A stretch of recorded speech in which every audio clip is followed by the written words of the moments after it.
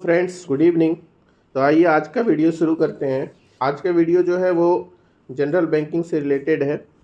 ये जो है आपको आने वाले कोई भी बैंकिंग एग्ज़ाम, चाहे प्रमोशनल एग्ज़ाम हो, चाहे SBI CBO का एग्ज़ाम हो, या फिर जनरल आप SBI PO IBPS PO या SBI क्लर्क IBPS क्लर्क आदि का एग्ज़ाम दे रहे हैं, तो उसके लिए बहुत ही महत्वपूर्ण वीडियो है।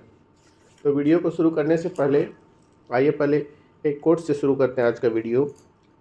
कोट क्या है कि सफलता का रहस्य एक दिवसीय नहीं है, उसके पीछे की कठिनाइयाँ भी अनगिनत होती है। जैसे कोई आदमी सक्सेस कर जाता है तो लोग उससे पूछते हैं कि सर आपने कैसे किया। तो कोई भी व्यक्ति जो सफल होता है वो एक दिन में नहीं होता है, उसके लिए उसने अनगिनत रातें जो है मेहनत करके गुजारी हैं, तभी वो आज सक्सेस हुआ है। तो यही है, इस कोट के माध्यम से यही कहना चाह रहा है, जिसने भी इस कोट को लिखा होगा वो यही कहना चाह रहा है कि सफलता का रहस्य जो है एक दिवसीय नहीं है, उसके पीछे की कठिनाइयाँ भी अनगिनत होती है, और ये हम सभी इसको महसूस भी करते हैं। तो आइए वीडियो को शुरू करते हैं। तो आज हम लोग देखेंगे जनरल बैंकिंग। तो आइए क्वेश्चन शुरू करते हैं। क्वेश्चन और आंसर के फॉर्म में होगा। तो सबसे पहला क्वेश्चन है कि all banking firms in India are regulated by. जितना भी बैंक्स है इंडिया में उसको कौन रेगुलेट करता है? All banking firms in India regulated by. तो बैंकिंग रेगुलेशन एक्ट जो है वो 1949, उसी के माध्यम से जो है रेगुलेट होता है all banking firms in India. Next question है कि which section of banking regulation act 1949 states. कौन सा सेक्शन जो है वो बैंकिंग रेगुलेशन एक्ट 1949 का क्या कहता है? A banking company is a company which transacts the business of banking in India. ये जो है सेक्शन 5C जो है इस बारे में बात करता है कि a banking company is a company which transact the business of banking in India. Next question देखेंगे। नेक्स्ट क्वेश्चन है which section of the banking regulation act defines banking as accepting for the purpose of lenders or investors of investment of deposits of money from the public, repayable on demand or otherwise, and withdrawal by check, draft order and otherwise। कह रहा है कि bank जो है banking regulation act के किस section के तहत बैंक जो है डिपॉजिट एक्सेप्ट करती है, इन्वेस्ट करती है, लोगों को फंड करती है, मतलब लोन देती है आदि। तो ये सेक्शन 5B के तहत ये काम बैंकें करती है। नेक्स्ट क्वेश्चन है कि banking regulation act does not apply to which of the following category of banks. Banking regulation act किस प्रकार के बैंकों पर अप्लाई नहीं होता? BR एक्ट जो है वो 1949 का, वो लैंड मॉर्गेज बैंक पर अप्लाई नहीं होती है। बैंकिंग रेगुलेशन एक्ट जो है वो लैंड मॉर्गेज बैंक उस पर अप्लाई नहीं होती है, ये बात आप जान लें। नेक्स्ट क्वेश्चन है what is scheduled bank in India. Scheduled bank क्या है? शेड्यूल्ड बैंक आप सभी लोगों ने नाम सुना होगा, शेड्यूल्ड बैंक। क्या आप जानते हैं शेड्यूल्ड बैंक के बारे में? शेड्यूल्ड बैंक क्या है? तो a bank whose name is included in the second schedule of RBI act 1934। RBI act के 1934 में RBI का जो एक्ट है 1934, उसमें जो आपका सेकेंड शेड्यूल है उसमें जिस भी बैंक का नाम है वो सभी शेड्यूल्ड कमर्शियल बैंक कहलाते हैं। नेक्स्ट क्वेश्चन है every bank is required to maintain with RBI an average daily balance equal to a percentage of net demand and time liabilities as stipulated by RBI from the time to time, this is called. प्रत्येक bank को जो है वो maintain करना करता है average daily balance, जिसको क्या कहते हैं? CRR, cash reserve ratio. ये जो है RBI के द्वारा जो भी दर तय होता है उतना प्रत्येक बैंक को मेंटेन करना होता है। नेक्स्ट क्वेश्चन है what is the rate of interest that RBI पे ऑन CRR बैलेंस। बैंक जो CRR मेंटेन करती है उस पर कितना जो है इंटरेस्ट आरबीआई देती है बैंकों को, तो 0% नील, कोई इंटरेस्ट नहीं देती है। नेक्स्ट क्वेश्चन है, can information from private bank be sought under RTI act 2005। कह रहा है कि आरटीआई एक्ट, सूचना का अधिकार, आप लोगों ने नाम सुना होगा, 2005, इसके तहत प्राइवेट बैंक से इंफॉर्मेशन मांगा जा सकता है। अगर प्राइवेट बैंक का कोई इन्फॉर्मेशन चाहिए तो क्या हम आरटीआई एक्ट के तहत ले सकते हैं?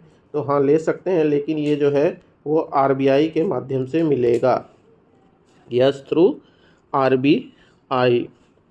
नेक्स्ट क्वेश्चन है, which of the following is not an obligation of bank under section 4 of RTI act.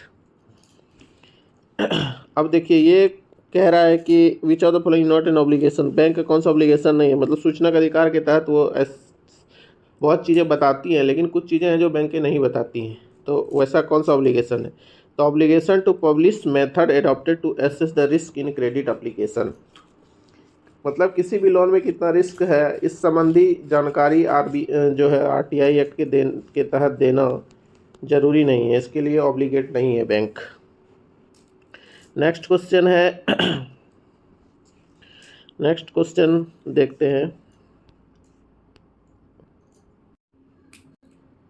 Next question है, dishonour of standing instruction and return of NACH mandate for loan repayment is punishable offence under.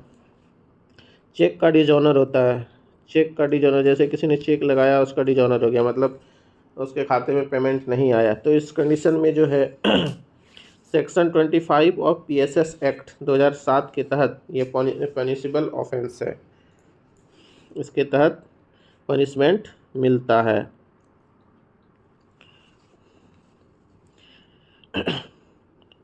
फिर अगला question है, under which act banking industry is to be declared as public utility service. Public utility service इसको किस act के तहत declare किया गया है? तो industrial dispute act, industrial dispute act 1947 के तहत बैंक को जो है वो पब्लिक यूटिलिटी सर्विस घोषित किया गया है। अगला प्रश्न देखते हैं, what can be the maximum number of partner in LLP. तो एलएलपी में मैक्सिमम नंबर जो है वो पार्टनर, कोई मैक्सिमम नंबर नहीं है, जितना चाहे उतना हो सकता है। नेक्स्ट क्वेश्चन देखते हैं, as per NI act 1881 which of the following is not a negotiable instrument. कौन निगोशिएबल इंस्ट्रूमेंट नहीं है एनआई एक्ट के अनुसार? अब यहाँ पर ऑप्शन है, bills of exchange, demand draft, promissory note, bill of lading. तो यहाँ पर बिल ऑफ लेडिंग जो है, ये आपका बिल ऑफ लेडिंग, ये जो है आपका निगोशिएबल इंस्ट्रूमेंट नहीं है। नेक्स्ट प्रश्न देखते हैं, payment in due course is defined under. Payment in due course defined under. तो payment in due course defined किस में किया गया है? ये किया गया है सेक्शन 10 ऑफ एनआई एक्ट के सेक्शन 10 में जो है पेमेंट इन ड्यू कोर्स को डिफाइन किया गया है। नेक्स्ट क्वेश्चन है, hypothecation is defined in which of the following act. Hypothecation नाम तो आप लोगों ने सुना होगा। हाइपोथिकेशन जो है वो उसको किस में डिफाइन किया गया है? जिसको सरफेसी एक्ट में डिफाइन किया गया है। सरफेसी एक्ट में जो है हाइपोथिकेशन को डिफाइन किया गया। नेक्स्ट क्वेश्चन है यहाँ पर कि the relationship between the hirers of bank locker and the bank is that of. Bank locker जो हायर करता है और बैंक के बीच क्या संबंध है? तो ये लाइसेंसर और लाइसेंसी का संबंध है। लाइसेंसर और लाइसेंसी का संबंध है, बैंक लॉकर जो हायर करता है और बैंक के बीच में। नेक्स्ट क्वेश्चन है, what is a contract of insurance. तो इसको कहते हैं it is a contract of indemnity. It is a contract of indemnity. It is a contract of indemnity. Next question है आपका, RBI can issue directive to bank in respect of their loan and advances under section 21 of. RBI जो है वो directive issue करता है bank को loan and advances के respect में, वो किस एक्ट के तहत करता है, तो किस एक्ट के सेक्शन 21 के तहत, तो ये बैंकिंग रेगुलेशन एक्ट के सेक्शन 21 के तहत RBI जो है वो डायरेक्टिव जारी करता है। अगला प्रश्न है आप लोगों के सामने, document that contains the purpose of the company as well as all the duties and responsibilities of its member is known as. Article of association का आप लोगों ने नाम सुना होगा, article of association. Article of association क्या है, वो डॉक्यूमेंट है जो कि कंटेन करता है कि कंपनी का क्या पर्पस है, इसका क्या ड्यूटी है और इसके मेंबर्स का क्या रिस्पॉन्सिबिलिटी है, इन सभी चीज़ों को डिफाइन करता है।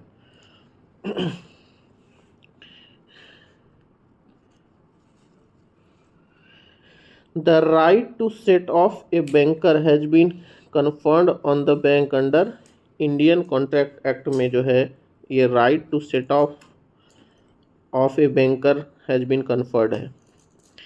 अगला प्रश्न है, under which of the following situation Clayton's rule apply. Clayton's rule कब अप्लाई होता है, राइट ऑफ सेट ऑफ के समय, ठीक है।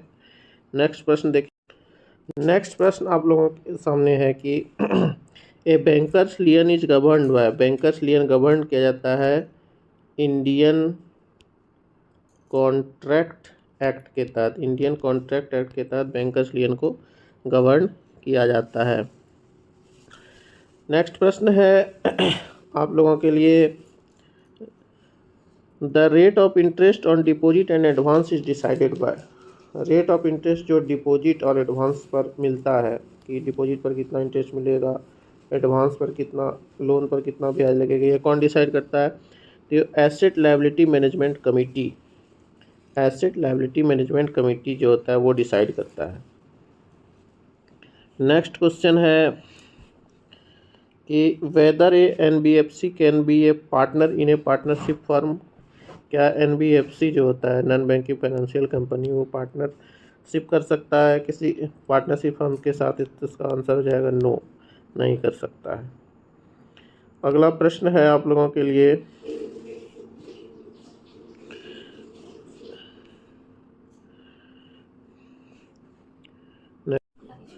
How many parties are involved in promissory note. Promissory note में कितना पार्टी इन्वॉल्व होता है, तो दो, प्रोमिसरी नोट में जो है वो 2 पार्टी इन्वॉल्व होता है प्रोमिसरी नोट में।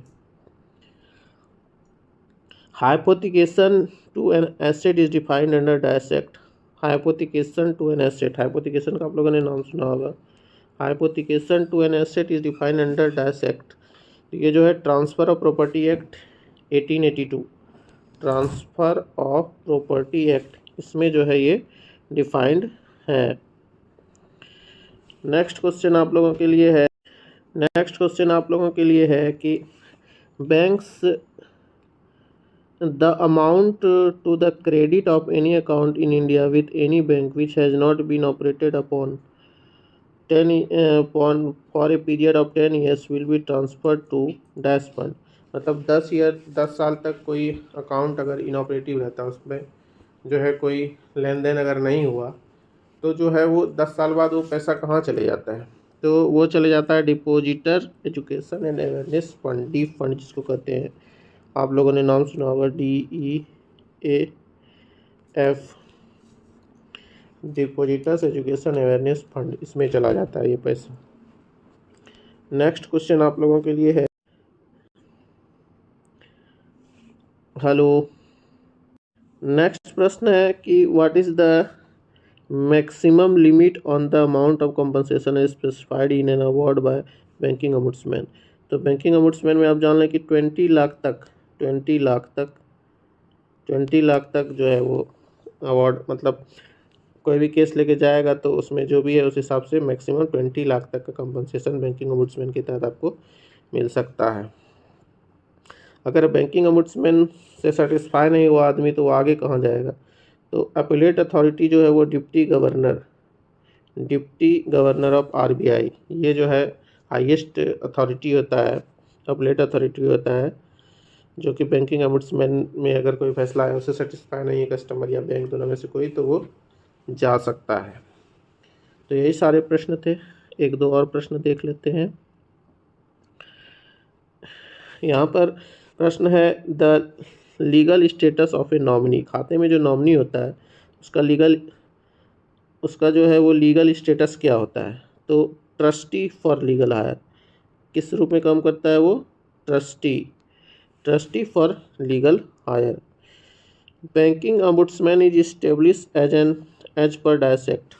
बैंकिंग रेगुलेशन एक्ट के तहत ही बैंकिंग ombudsman बना है। तो यही सारे प्रश्न थे आज, जिसको कि मैं आप लोगों को बताना चाहता था। नीचे कमेंट करके आप बता सकते हैं कि वीडियो कैसा लगा। साथ ही साथ ऐसे इस बैंकिंग से संबंधित वीडियो आपको लगातार इस चैनल पर मिलते रहेंगे, तो मेरे चैनल को लाइक और सब्सक्राइब कर सकते हैं। धन्यवाद।